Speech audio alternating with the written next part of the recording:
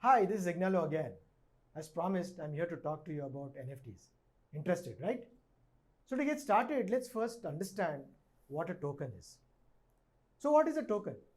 A token is a cryptographic secure data structure that represents the value of an underlying asset or an entity. Electronic tokens were first introduced by the payment cards industry, and there the application of this token was to secure a user's sensitive data to protect them and protect him through cryptography. It is also interesting to note that a dollar bill is some kind of a token, and what it represents is the money in your bank. In a blockchain system, tokens are held in digital wallets and are transferred from one owner to the other owner's wallet. That is the actual application of the tokens and the wallets. What is an NFT? So the full form of NFT is non-fungible token. As the name suggests, it is not fungible. That means two NFTs are never of the same type and cannot be exchanged one for the other. Now the opposite of NFT is a fungible token. And this is very clear, right? The example of fungible token is the currency note that I spoke about earlier. And you could actually exchange $1 bill for the other. So the difference between NFT and a normal token is the interchangeability of those assets, basically. So like I said earlier also, that NFTs cannot be exchanged one for the other. Each NFT is actually unique. Right?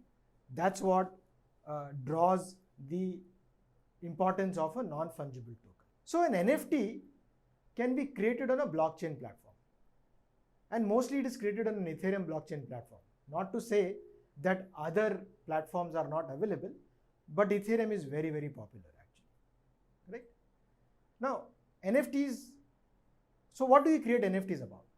Now, NFTs can be created for digital assets, and these digital assets will be images, videos, songs, or any other form of digital assets, really speaking. Okay. Now celebrities and companies and artists, for example, are leveraging NFTs to engage with their fans, patrons, and their customers. What kind of engagement is this? A corporate actually, a company is actually trying to establish a brand with the user. A celebrity is actually trying to engage with its fans, which then enables them to basically monetize that further. Now there are several online portals or marketplaces where you can mint an NFT. What is the meaning of minting an NFT? A minting of NFTs, the meaning is that you actually create an NFT.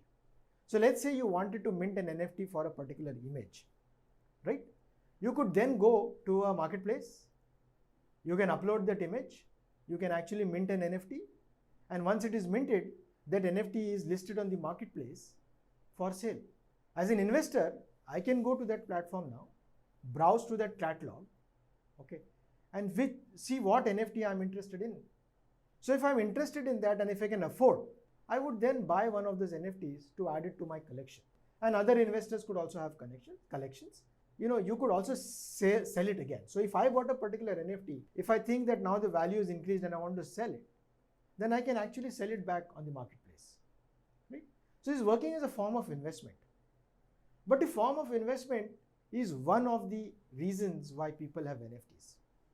The other main reason that they have these NFTs is because for the first time in the web, and this is possible today in Web 3.0, is that you can identify ownership of a particular digital asset, and that ownership is securely registered on a blockchain platform. And that is what makes NFTs so important. That is why people are interested in NFTs. Now, digital art is one of the applications of the NFTs. And most people who know about NFTs today know it because of this digital art. So you have a funny cat, an NFT is created, it becomes popular, its price increases, or you have another kind of a funny dog, and these are digital arts. These are digital arts which are converted to NFTs. Digital art is not the only application of NFTs.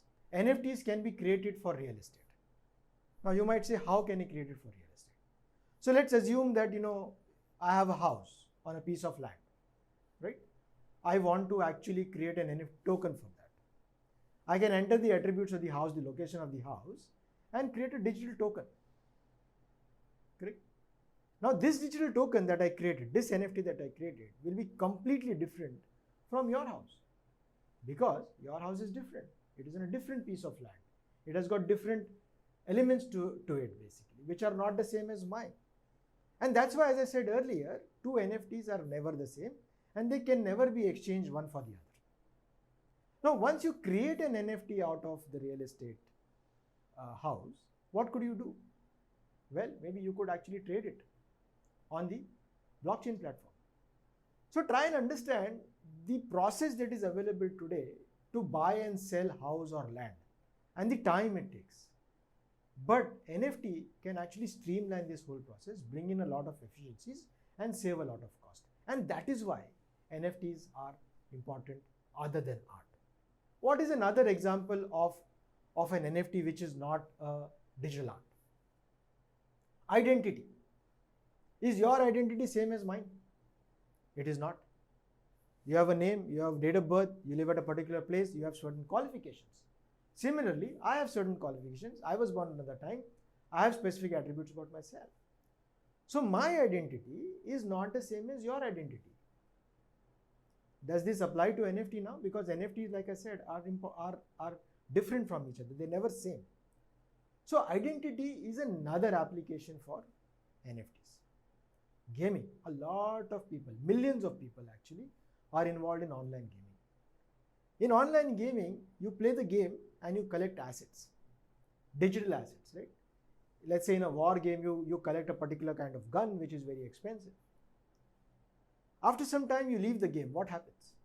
You lose the asset. How do you make sure that the ownership of the asset actually remains with you? Right? You create an NFT for that gun. That gun is a unique digital asset which is owned by you. The uniqueness is defined by NFT and the ownership is recorded on the blockchain. Right? So that is another example of NFTs.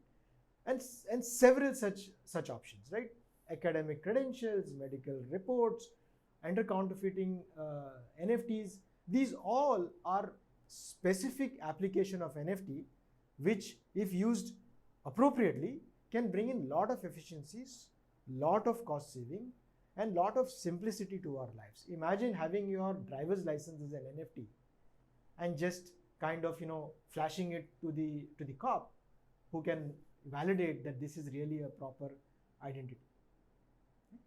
So that's about NFT.